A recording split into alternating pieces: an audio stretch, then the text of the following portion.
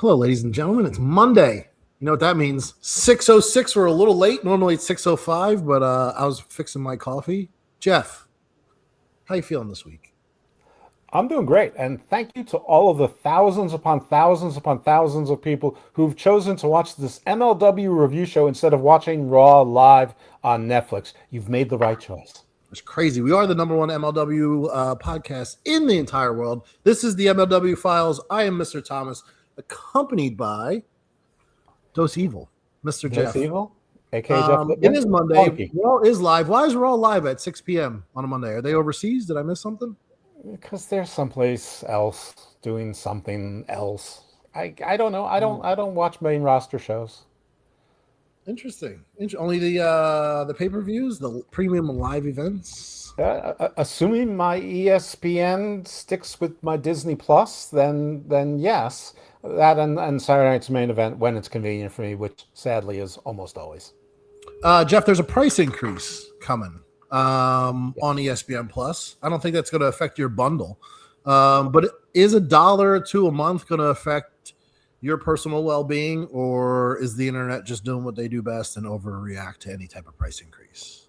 No, they're overreacting, but it's an ESPN price increase. So if it does affect my bundle, will it affect my overall bottom line? Not by much, clearly. It's $2. Will I be happy about it? No, but I don't have the bundle for the ESPN app. It just is there. I have it for Marvel and Star Wars and the movies that come on Disney and the limited Hulu access they have, which gets worse every month. But the fact that they caved and put the WWE stuff on the ESPN app, part of the bundle, is just bonus for me. But I was prepared to not watch WWE PLEs. I don't think it would be any large sacrifice in my life. It's interesting. I mean, I've realized in hindsight now that I use the ESPN app I use it for everything but wrestling. Very rarely do I watch the premium live events in real time. I do utilize the ESPN Plus app for PGA golf. They have like the early rounds. I know this is really not super off topic and nothing we'll ever do a podcast about, but I do enjoy watching golf. I enjoy gambling on golf more than anything. So those early rounds, which is where the money's at, because you get off to a good start, catch those lines. Those early rounds are only on ESPN Plus. It's not on like the Golf Channel or, even when it switches over to CBS. So for me, I get the majority of that. And also shout out to Jonathan Coachman, who does a very good live game day betting program, live stream on ESPN Plus for PGA golf and the major events. It's not every week, but I do join the coach. I still get the coach. Well, I like the line. Shout out to the early rounds and doing your lines. So, big PGA guy. Yeah, it's good to get those lines out of the way. So, Yeah. So, I mean, and they got good multi-views on there, and they will let you multi-view SummerSlam with whatever other weird women's basketball might be on simultaneously. So, shout out to ESPN. I don't mind it. It's only $1 or $2. It's not going to break the bank. But okay.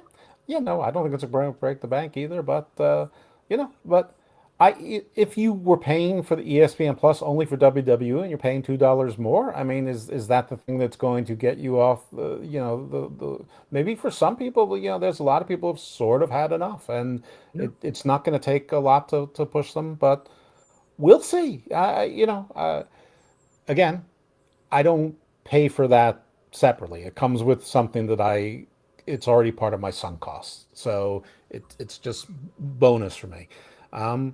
But, all of these streaming services, the less they seem to offer and the more expensive they get, the more right now I'm only keeping Netflix until the Three Body Problem season number 2 drops. Then I'm going to watch it. And at this point, I have no plans to keep it because I haven't seen anything I've liked in 6 months on Netflix.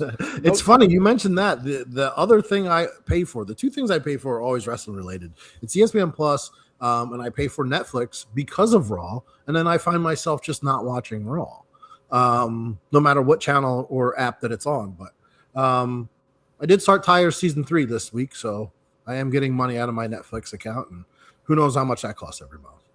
Yeah, Netflix used to have stuff that I liked all the time, and now they don't. Like their limited series were bangers. They had great British shows. That series Primeval was like like Robert Rodriguez doing like a Western. I mean, Yeah. they had good shit shows like Treason and Fauda and then things like that. But the good stuff's gone. They had Evil, and now that's on Paramount Plus, which is now $2.99 an episode. Which is Evil, you effers. Um, yeah, I'm Listen, not Lucha happy. Underground's still behind a paywall on Prime Video. We'll get that one day. So even if you have Prime Video, There's you a still have lot to of pay additionally. there's a lot of Lucha Underground on YouTube now. Not all of it, and not in order is what I need. Yeah, no, it's not enough. You have to work for it, but I have a feeling it's going to get migrated over there. Hey, and shout out to friend of the show, Ricky Reyes.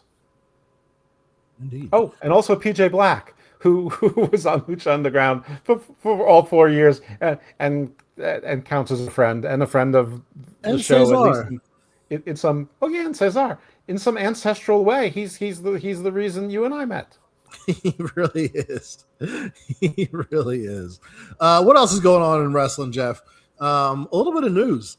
I know you're not a sports guy, but I saw that Deshaun Watson was announced as the Cleveland Browns quarterback this week. For those of you who don't know, this man has like 30 lawsuits against him because he just really loves sexually harassing massage therapists, which I think is crazy. This dude's on his 5th try. The only reason it kind of relates to this is we talked about the possibility of MLW acquiring Tessa Blanchard last week. I'm not saying she's a rapist, but she is a racist, which is a little bit different. Differently bad, but a shitty person nonetheless. So just lets you go. People, I mean, it's not forgive and forget. I guess it's just life goes on no matter what your thoughts are. Well, I mean, NFL level talent is at a much higher premium than The issue with wrestling this talent. is the real issue here, Jeff, when you break down the X's and O's, is their number 2 quarterback is way better than him. And it's been 5 years of this guy going through legal troubles, suspensions, an Achilles injury. Now he's back, and he's just not performing as good as the other guy, but they're still giving this far terrible guy another chance. Well, they shouldn't. I mean, if you want my opinion, he shouldn't be given that other chance. And if he's performed this poorly, then what's the purpose? It's just Which is, bad I also press. think it's crazy because in the NFL, they've blackballed far more black people for way less heinous crimes, and they've overlooked way worse and less crimes for other people.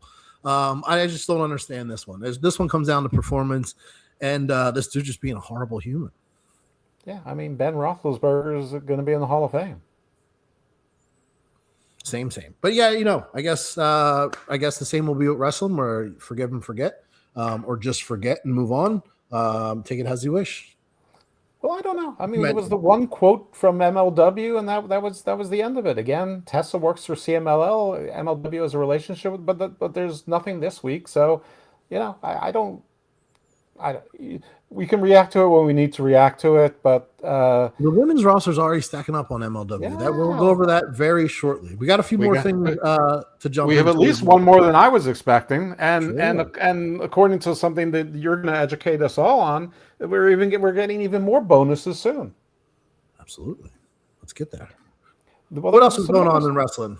Well, there was a notable death that you've actually had some direct connection with. I do. R.I.P. Rover. For those of you who have ever been on the internet, I believe his handle was at Sodutu. I guess that's how it would be. SODUTU. Yeah, a longtime internet troll, goes far back, every message board, but goes back to the Wrestling Observer message board days, and has been online and blocked by the best of them. This dude, an unofficial leader of the internet wrestling community. R.I.P. Rover. Kind of a funny, sad story. I like this guy personally. I found the humor in his tweets. I found his DMs and questions about wrestling and views on wrestling to be very unique. I understand his humor, which a lot of people didn't. And then right in front of our eyes, his name was Trevor, which was just Rovert spelled backwards. As easy as that. And his handle, his at was, South Dublin, and his initials was his simple, and everyone just had a lot of reactions to this man, good and bad, positive and negative on the internet. But R.I.P. Rover. That man loved wrestling of all kinds. To find out that he was just another fat dude in Dublin watching Shakara at 4 a.m. I don't know, man. I love that because like I fuck with that, man. Like I feel that. Like the 11-year-old me staying up till 2 a.m. to watch USWA on WB17 in Philadelphia. Like I feel that shit. That dude was a real wrestler. He was a real wrestling fan. So despite whether you liked him or not, he put eyes on wrestling and he put a lot of people over. He said a lot of truth. Well, yeah. I'll tell you that that is an account that I blocked some years ago. It's always theoretically sad when somebody dies that young, and I don't pretend to know this person in their real life, but as far as that account is concerned, I won't miss it. So that's really all I'm prepared to say on the subject. I thought he was a legitimate insider. There's a very specific. I went back in my DMs because him and I have spoke and talked and gone back and forth previously, and he tweeted something when I was at my WWE tryout, the last one I had, my second one back in 2016, and he tweeted, and I respond. He's a very interesting name at this weekend's WWE tryout, and this was the first day we got there. No, this hadn't been on the dirt sheets yet. It wasn't. Nothing was announced. It was as if he was in the room. To find out this man lived in Dublin and was not remotely in the wrestling business is just, I don't understand. What was your name at the time? My name? Mm-hmm. Oh, that was Blaster McMassive. Google it. Yeah. It was a very interesting name. And I asked him, I said, who are you talking about? And he wasn't talking about me. And he was talking about someone else who not only had just got to that tryout, but was there like late. You really had to know this man just walked in the door. Oh, he wasn't talking about you. Okay. He was not talking about me. He was not talking about me. He was not talking about me. He probably just followed them on Instagram or something. No, dude. It was one of those, and that's when the time everyone was hush, hush, quiet. Insane wrestling knowledge. These people have no idea. He was intertwined.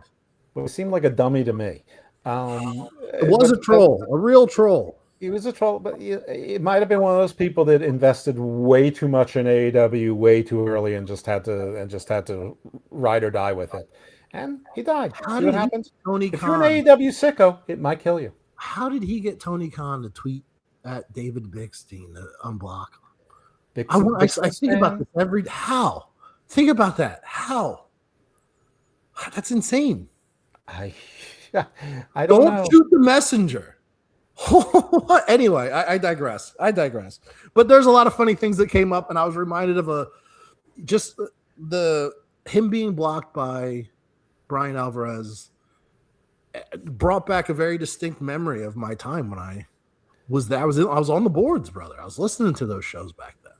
You'd think that they'd be allies because they both are love AEW so much, but I guess the bad blood predates AEW. All right, listen. I like Brian a whole lot better before also. So Brian was blocking him then. Actually, I don't mind Brian. I enjoy listening to Brian before they put everything behind a paywall. It's Dave I can't listen to. I mean, he doesn't even speak English. But Brian and what was his name? Mike Sempervive or Vinny Sempervive? Mike Sempervive, Brian and Vinny. Mike Sempervive is two different people. Mike Sempervive is awesome dude. Shout out to Delaware. And yeah, Brian and Vinny, they do awesome shows, man. But you know what I really like about Brian? We're all journalists now. We're all on the same. We're on the same platform. After Art Bell passed away, Brian Alvarez took over the Coast to Coast After Dark. Yeah, and I mean, Coast to Coast and Art Bell, and before him, Stanford Friedman, and these are all also ancestors of the Garden of Thought. So and him taking over that show was like, wow, there's people like in my other world that like that part, and and that might have been the seed of it. So I don't know, Alvarez, if you're listening, maybe you should unblock me. I don't know. It's like I barely. I'll facilitate this. I'll get this done. Yeah, I barely talk about AEW except for the typical over unders, that I do with every show. So, AJ Styles Jr. Oh, AJ Styles Jr. Avery Styles. He could technically, if his name's Avery, he could technically be AJ. I would AJ could be a Styles owns his DJ. own trademark. It was reassigned back to him by WWE when he retired, so he could obviously do that. He could do, AJ style. He could do whatever he wants. Junior's tacky. We can't do that. It never works. Right? Yeah, yeah. Or the That's new true. anything. Well, it's fine. He wants to go by his own name. I will only say Very one thing. Styles. I like Very Styles. You can be very Styles. Oh yeah, a very Styles or Well, a hey, shout very out to stylish. a very good wrestler. For those of you who know ball, Well, Avery Good. he was smaller than Gia Miller, who's their interview girl. So he doesn't pass the. See, there you go. He doesn't pass the airport test for me. He doesn't pass the high school corridor test for me. So I have zero interest. Hey, yo, I'm sure he'll be fine. Moving No, on. well, I'm sure I'll be fine whether he deserves it or not. We have a good wrestling show. MLW is good. Easy watch this week. Eh, 15 minutes of wrestling. You don't like wrestling? You don't like pro wrestling? This match was pro wrestling. uh, The show was pro okay. wrestling. I probably never said this to the audience. In Okay. my triangle of what's important in wrestling, the Okay. wrestling itself is actually the smallest line in that triangle. Characters, storylines are the high ones, the small ones wrestling. So yes, I care about the wrestling, but that's not what I care about the most. I mean, if it's terrible, it's gonna ruin the rest of the show, obviously. But the Okay. other two things to me are more important. I think we told some stories here. I think we told new stories. Didn't really wrap a lot up. But we're going in different directions. I hope. But we had good matches along the way. One thing I mentioned to you previously, and I'll say it again, is a way I like to describe pro wrestling is an embarrassing if someone who walks into the room looks at the TV for 30 seconds and asks you, why the fuck do you watch this shit? And this show would not embarrass you as a wrestling fan. I'd be proud to be a wrestling fan if somebody walked into the room and saw me watching any one of these three matches that came on today. I wasn't insulted. There was very good wrestling. There was some long wrestling in there. And we had a lightning match, which was advertised to be quick, which is just a typical Zamaya match I like.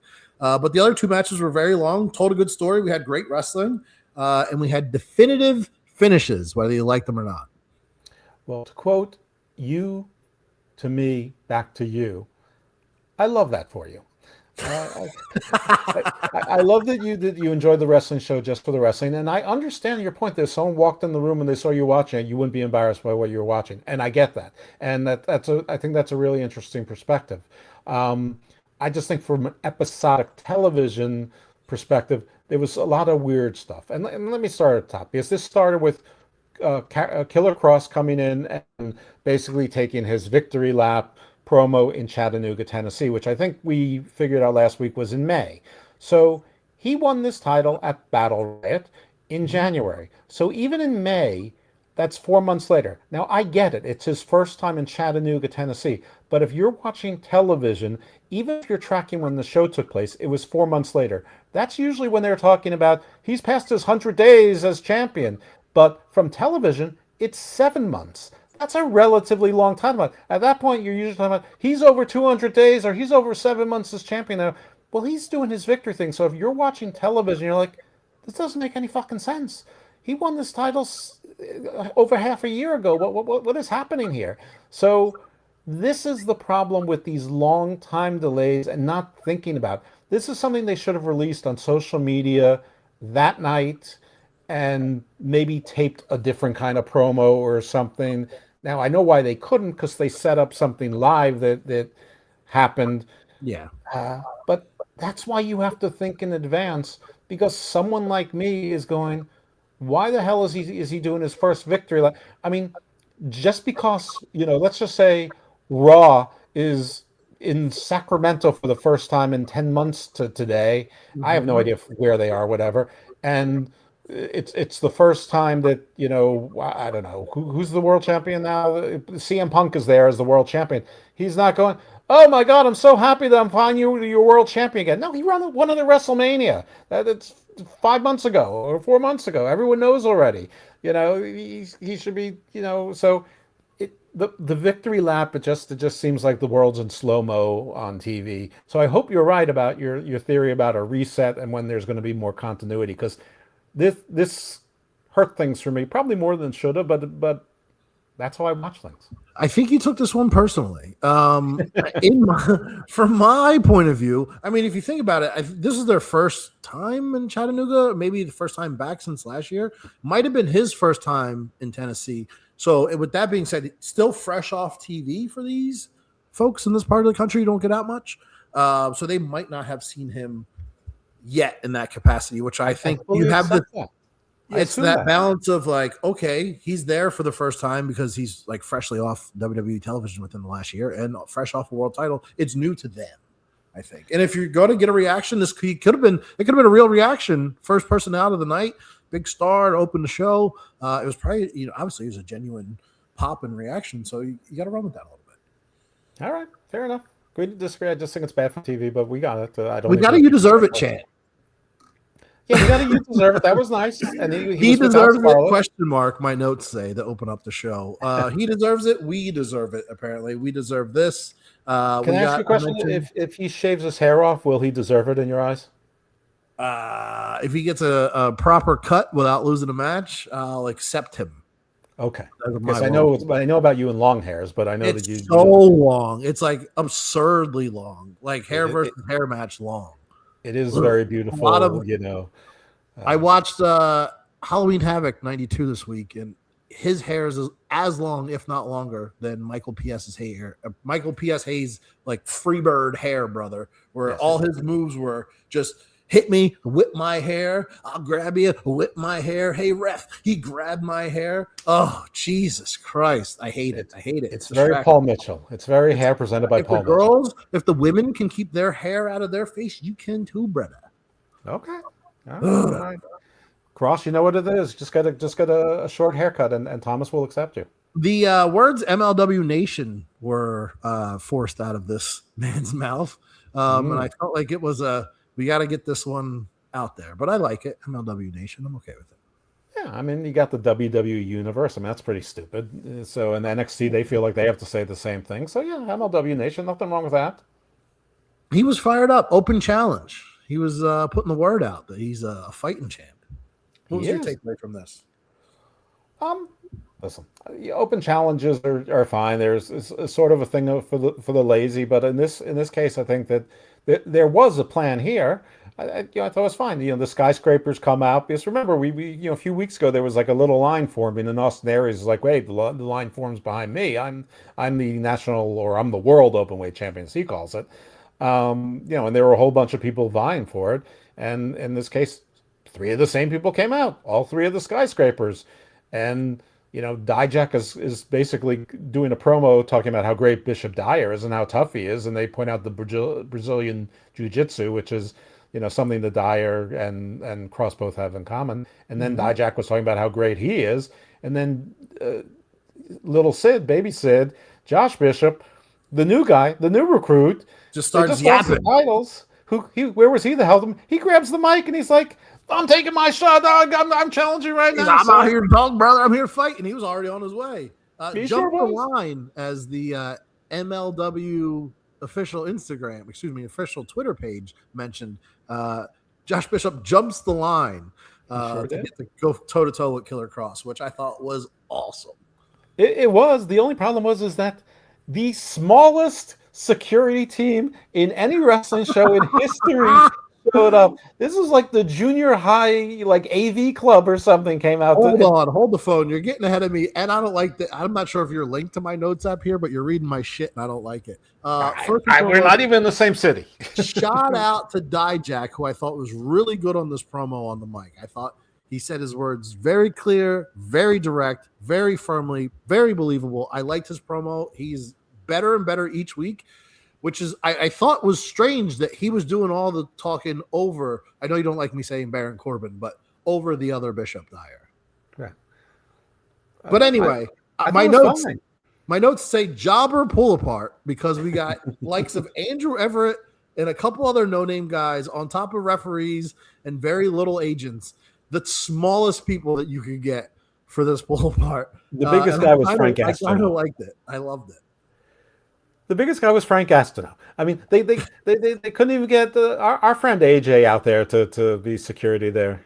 Maybe he wasn't booked for that show. Too big. Huh? He's too big. Right, he's too big. That's exactly right. These guys were exceptionally tiny, which I loved. So shout out to the details. It was like the Lilliput squad. The Lilliputians. Yeah, now this was funny.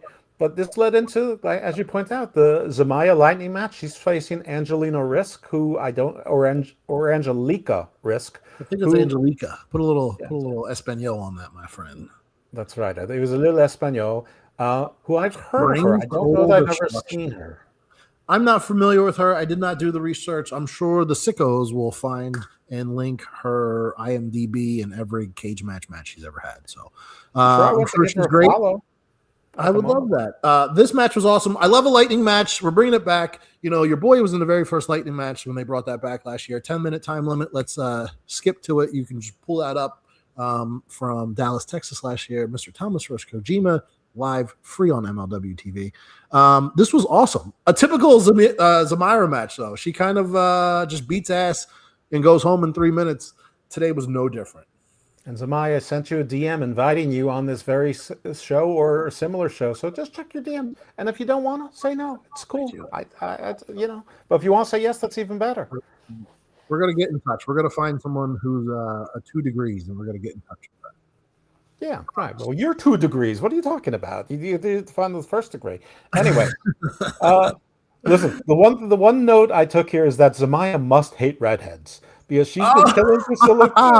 I thought the same thing. As I was typing my notes here, they mentioned Gigi Dolan, and I looked up. I'm sorry, they mentioned Priscilla Kelly, and I looked up and saw orange hair in her hands again, and thought the same thing. She's on about this is about her 3rd ginger in a row that she's just having at. Yeah, she's the only one that can have anything in that color spectrum in her hair. Everyone else is dead. It gets her fired up. But my only notes. Beast, she's a beast. DVD for the finish. I will say wrist did a very good corkscrew off the top. If you're going to do one move, do your best move, and that was definitely it. Yeah, the corkscrew tornado splash, that was good. But Zamaya recovered right away. She had a strong lariat and hit the Death Valley driver and won safely, well within the like. I mean, we didn't even hear thunder. We didn't even need to count for the lightning. I love this. I love this chick. She's so badass. She's the absolute best part of MLW right now. I'm curious to see when we get. Are we getting into the previews here? We're going to jump ahead a little bit because this makes sense. A segment or 2 away, we did get a preview of 2 of the new girls that are debuting. Production's going to kick me in the ass. Here's 2 of them right now. I know one of them is the Joy, Corinne Joy. How about that? The other is Jazzy, correct? Yeah, but I didn't know Corinne Joy came with a Jazzy, and apparently she comes with a psychic. We've been getting these intro promos and vignettes with no mention of a flunky, a sidekick, a henchwoman. I know we're jumping ahead here, but I want to mention this because it goes involved in the ladies' match. So it cuts to the backstage, and you're not going to be surprised. These 2 millennial girls are doing millennial girl shit, giggling, being annoying, taking selfies, making and watching TikToks in the hallway. And then we get our ladies world champion, green hair. What the hell's her name? Shotzi Blackheart.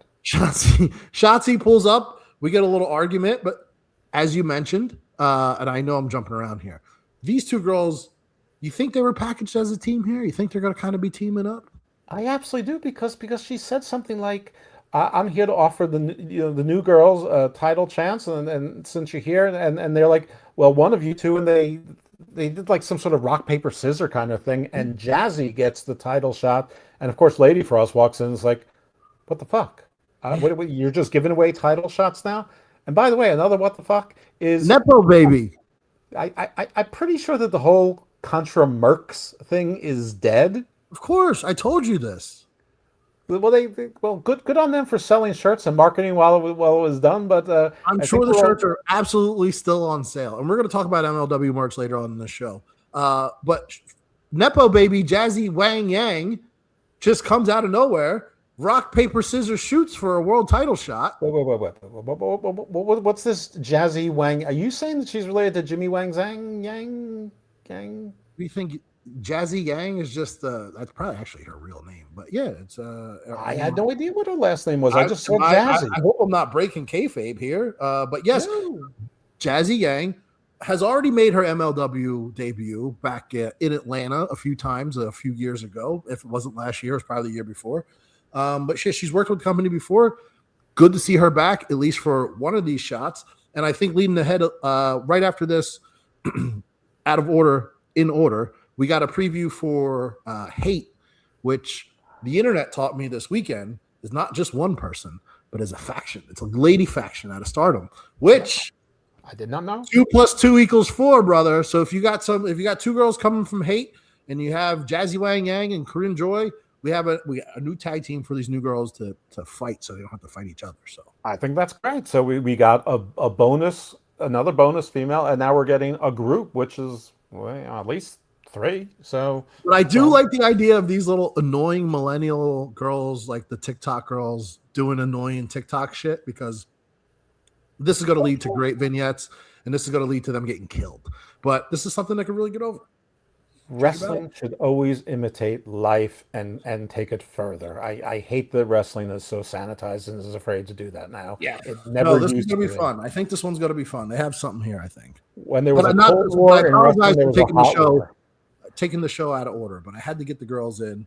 The girls were a great part of this show, especially, I mean, we both love Zamaya and everything she does in ring, but the out of ring stuff, the just talking parts, I thought the ladies were great. And I think the Lady Frost had an absolute point. She's like, what are you doing? What do you mean you just handing out? I mean, obviously she's going to get involved, and she should. I'm okay with a good tune-up match for the champ. How long does the champ avoid Zamira? How long? Lady Frost is in this, and we have Scarlett out there. I don't know, man. There's a lot of girls coming. Well, she beat Scarlett. So she beat Scarlett in a one-on-one face versus face match. So that's, I would say that's out of the way for a while, maybe forever. But I don't know. The rest, it seems like Lady Frost is up next, but I don't know. We'll see. We're building stories on the ladies' side. We're going back in order here. The thing is done. Shotzi can focus on fighting girls. I told you once the tag titles finally switched hands, that was going to explode. So now I think Cruel's gone in real life, or no longer taking bookings from MLW. The Good Brothers are now focused on their tag titles, and Lady Contra Merc, Shotzi, has her title to worry about. So absolutely, they're all back in their regularly scheduled programs, and Contra Mercs are gone, and Contra's stronger than ever. So where were you when we need you, Contra Mercs? I don't know. I saw Cruel and Dijak are both backing up Big Vito in JCW or JCP or whatever, the Juggalo promotion. I don't know what that means, brother. Neither do I. All right, Riddle's out. I don't know if this is pre or post haircut because he had a hat on. No, it's pre-po haircut. It was still purple long hair, but it's with your friend, MLW insider Rick Bocchini. This fucking guy fired on his first day. You want me to say my beef first, or you want to go and just no. I mean, nothing's better than what you said about Tesla, so please. Riddle's out. This is my notes. Riddle's out. Immediately mentions that Killer Kross owes him one. Rich, I have here, being a world-class journalist standing 1 feet away, does not ask a fucking follow-up question, nor ask him to elaborate on what exactly is owned to him from Killer Kross. An investigative journalist on location does not do his job. The worst. Clip this, tag him, at his boss, at MLW, at Court Bauer. Fire this man. He's not asking questions. It was right in front of him. A child could have done this. Why? Why does he feel like he's owed a title shot? Is it a title shot that he feels like he's owed? Does he owe him 10 grand for renting the gym out? Ask hard-hitting questions. Is this the Oval Office? It's not that hard. Ask one follow-up. Can you elaborate? Actually, it'd be funny if they did it like the Oval Office. They asked the question, and Riddle would say, "Shut up, piggy." Fuck. It's not that hard. Just follow up to the response that he gave you organically. What exactly do you mean, brother? Because the world champion doesn't know what you mean. How am I supposed to know what you mean? What do you mean? Ugh. How am I supposed to be an MLW insider if I don't get the inside information from you, Matt Riddle, MLW legend to be? So we still don't know what or why he's owed what I assume is a title match. And that's just me. That's just my educated guess. as a But viewer. we are told that Matt Riddle is the rude dude is entering the Opera Cup, so we get that breaking information. Clearly, much more important. And I think while we're on it, and I think we're going to jump out of order here. We always do. Wait. Yeah. I need to know: are you entering the Opera Cup? No, no, no Can't you way. just declare and say, okay, I am declaring I am entering the Opera Cup. You should. Yeah, I declare that I'm putting my name in the hat. So I'm going to be an alternative to the alternative if there's a fourth I'm alternative. going to be Sentai Azteca 47. Yeah. Riddle's out. Hate's coming. We went over that. We talked about the new girls out back. Title time. Did I miss anything For along the way there? Well, I mean, it's the Southern Crown title match, so good. Trevor Lee's there, but not a mention of his recovery, of his takeout. No mention of the Gallus boys whatsoever. Nothing like showing them watching from the back. Maybe you could do something different and have people actually look at a TV forward as opposed to sideways. Nothing like that. Nothing about Cozone, who has issues with both the Gallus boys, but seemed to be targeting the Southern title. So again, TV continuity, little details that you could have recorded and just edited into this without changing the integrity of your Chattanooga show. I mean, these if we can edit these shows, or more to the point, if Kevin can edit these shows because I can't do dick. Someone in MLW can. I know that they've put ads out for video producers and things like that. So hopefully, whoever you do can edit things in, and then you can watch them before they actually get uploaded to YouTube.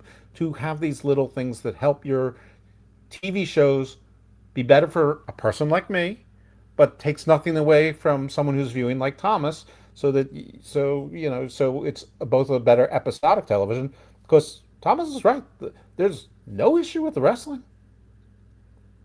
I think someone has to be accountable for continuity in every aspect, movies, TV, any type of production. It's especially in wrestling. I feel like it's easy to overlook.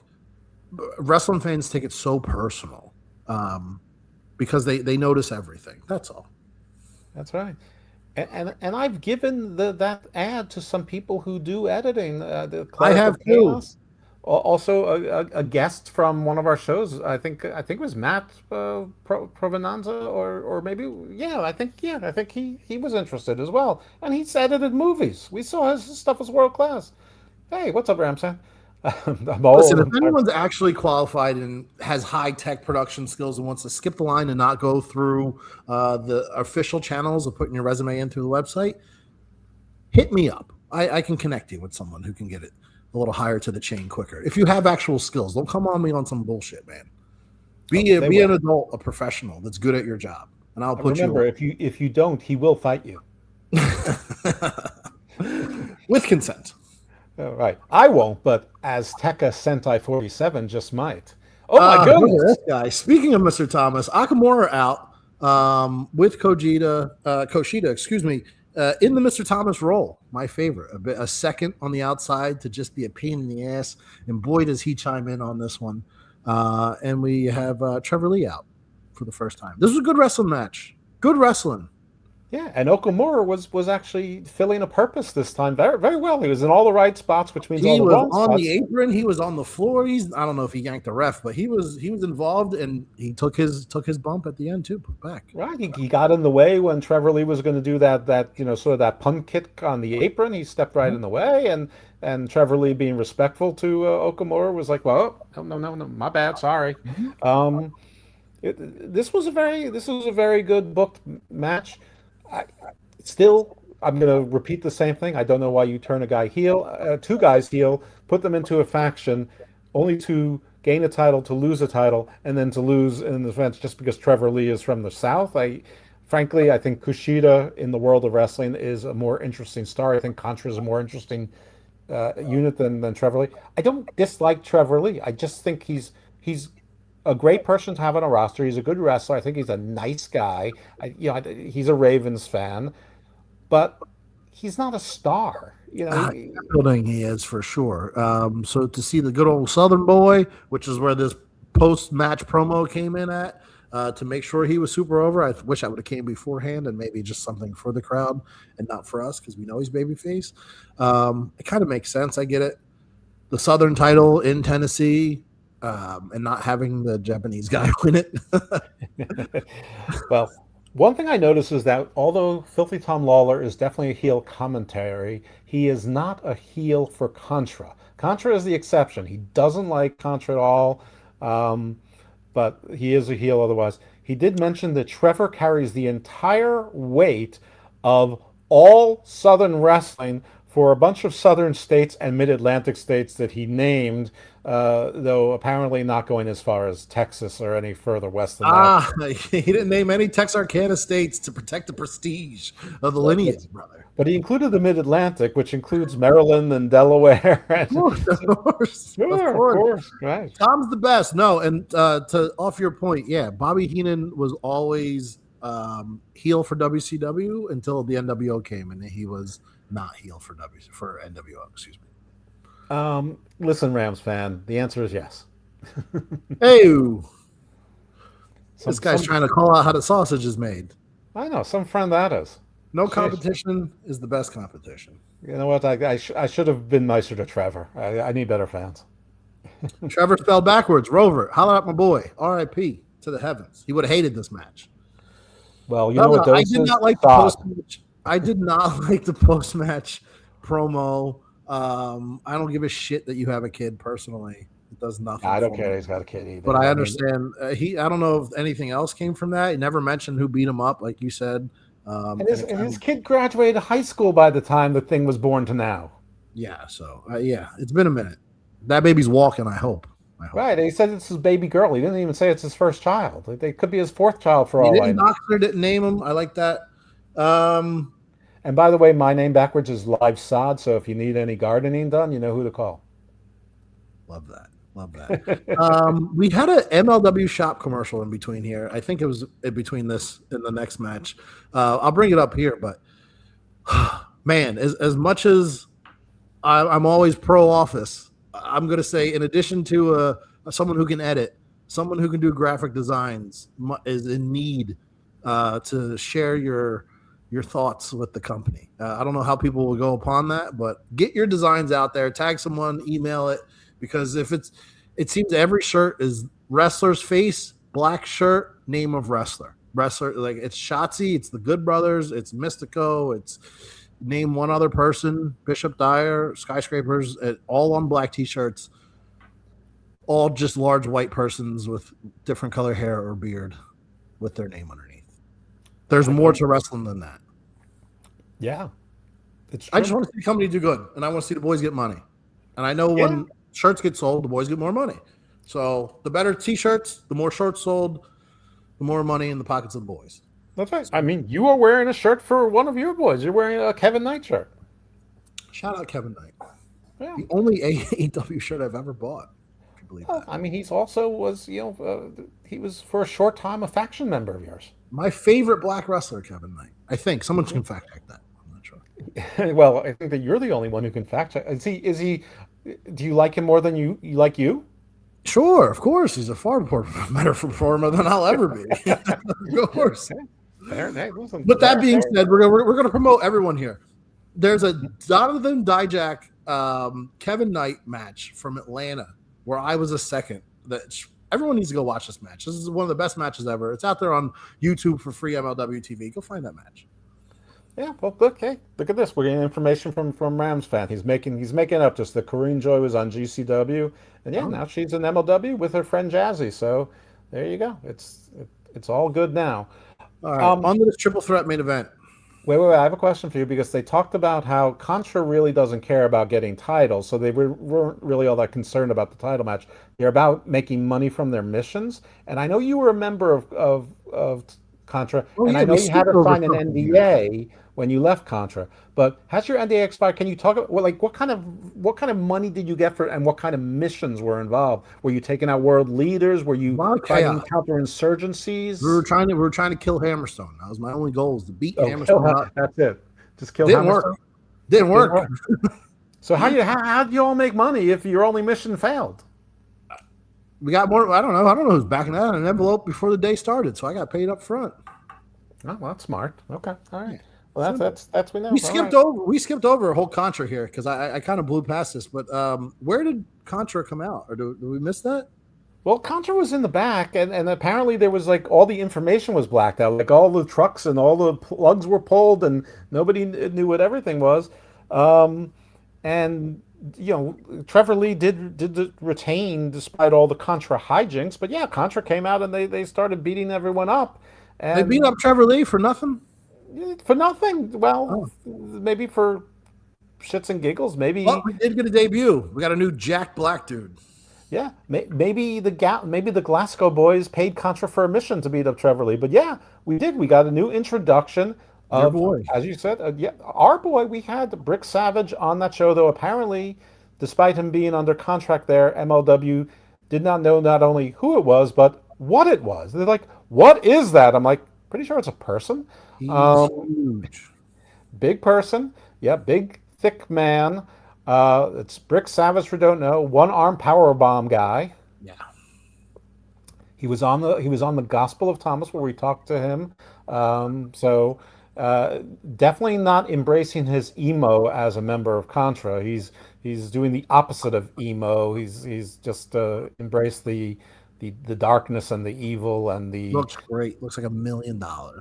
Jack, fat, singlet, blacked out, black beard, strong as a ox. He'll be fine. He's going to be great. So yeah. Also, Kushida used his belt to choke Trevor Lee at some point. sure as deal, baby. Oh, sure, I get it, but the referee didn't DQ him for that. Well, it was part of his attire. Oh, sorry. I didn't. It wasn't a foreign object. It was a part of his attire. So I mean, what was I supposed to do? Oh, I'm glad you're here to clarify the rules. I wasn't aware. Okay, well, very good. Unintentional, intentional. Just you can't use your wardrobe as a choke device. So he gets a fair count to 5, and if he does it again, you got to throw it out. First one's free. Yeah, and Yosef, they were calling him Yosef instead of Joseph. He came out with as we pointed out, Brick Savage, and then Trying a bunch to work of on the pronunciation. yeah. And then he destroyed Trevor Lee, and then security came out. But before security could stop the carnage, our man Quan came out with the rest with Damo, and there was clobbering time. And Quan got a lot of FaceTime on the camera. He's got some blonde highlights going on there in the back. So shout out to friend of the show Quan, and hopefully future friend of the show Damo, and then maybe Yosef. I don't know. Hopefully, for my part. I'll send you his number. You can text him. Yeah, that's nice. Let's get to this main event before we run over time here. Triple threat. Okay. We got Austin Aries versus Místico, the best wrestler in the world, and Averno. What did you think about Averno? Joe described him being from Guadalajara to Chattanooga. I don't know who wants to make that drive, but and everywhere along the way, which is a road far traveled. The shows in Guadalajara are probably not the same as this building in Chattanooga, Tennessee. But we got an Austin Aries promo to let you know that he's a heel. Yes, because he's short with the title. Same old shit. He comes out, blah blah blah. He doesn't say much, and everyone immediately knows to hate him. Yes, but he's good at that. Averno promo, I have it in here as. Yeah, Averno apparently means hell. He didn't have his friends Mephisto and Satanico with him, which was a mistake. He definitely should have had Mephisto and Satanico just so I can see who Mephisto and Satanico. However, if you want to know what did I think of Averno, this is the first time I've seen him, and I thought that he was great in John Carpenter's Vampires and The Devil's Rejects 30 years ago, and now he looks like he was 61, and those are the knobbiest elbows that I've seen this side of CM Punk. I don't know. I don't need another geriatric luchador. He's so good though, and he keeps up 100%. So I don't want to hear about it, man. He looks old and frail, but I like this match, and this is a good match. Really look frail. He does look like a Fit Finley he's type. He's got old legs. Let me just be clear. He's got old legs. His legs and my father's legs are the same unsupportive looking legs. He looks like a stevedore. Like he's been a stevedore, like a longshoreman, like just lugging like kegs, to the docks, and like like in Peaky Blinders where you see all the people working on with like oversized dollies. He looks like he's been doing that for 40 years. So yeah, definitely old man strength there. I'm not trying to say he's not. And listen, he moves better than I do. And the funny thing about Thomas's father's legs is that like you don't know what Thomas's father looks like, but I do because he looks kind of like me. And uh, so, so it's even worse than if you just pictured like Thomas's legs older. Uh, so- Let's get back on track here. This match served one purpose and one reason only. Purpose, excuse me. It was for Místico and Averno to do the same match they've done a million times. Hold on a second. And Hold on a second. You're not getting to this match so easily because this match was 0 for 3 in people looking tall. No shit. No shit. No shit. Okay. It's a main And Tom event. Lawler made the same joke. He said, "Don't pull off Mystico's mask. There'll be people puking. It's grotesque." Grotesque, he said. He is not the best looking man. I've seen him. Just saying. I've been there. He's not grotesque, is he? No. Can't be uglier than Averno. This is true. This is true. We're not all blessed to wear a mask. That's right. All right. This match was good, though. Please. This match was great. This match was great. Mystico's great. Yeah, He did all the shit, all the spots. Double suicide, Spanish fly, Rana over the top to the floor. Averno was there for everything. Aries would chime in just to be a dickhead and do what he does best. And yeah, he did end up getting his mask at the end, which I did not like. I also did not like the red back of Mystico's white and red mask. That's just my preference. I don't understand. I'm sure it was for a special occasion, but obviously, I didn't. I also hated that he fucking took the mask off and also put it on and then won with it on. I found it very disrespectful.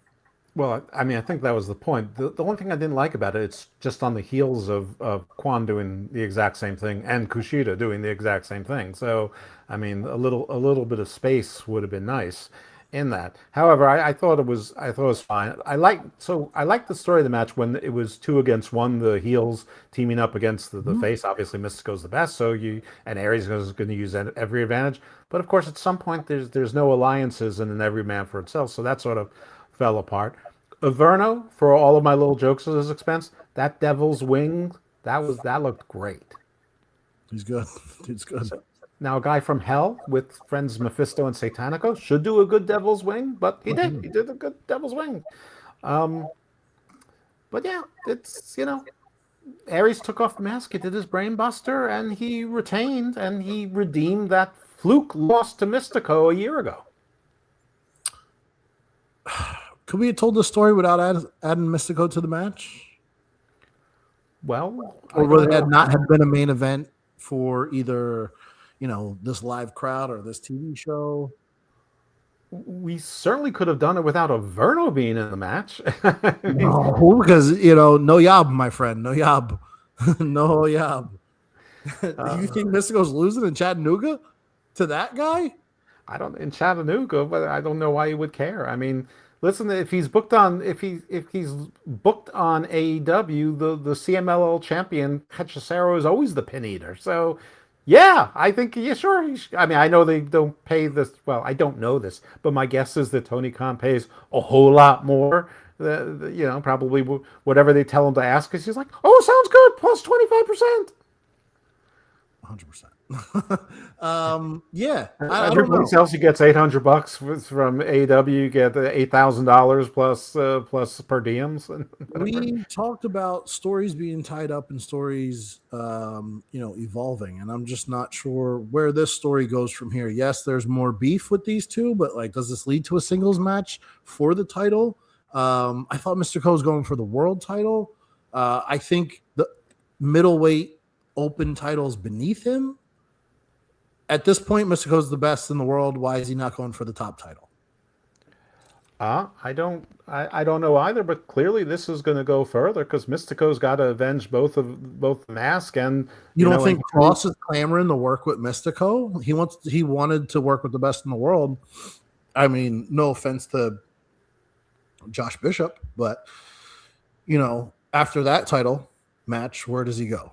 And I think Místico is probably the match that you want to see. It's the two best, but no, who's going to yob? No yob.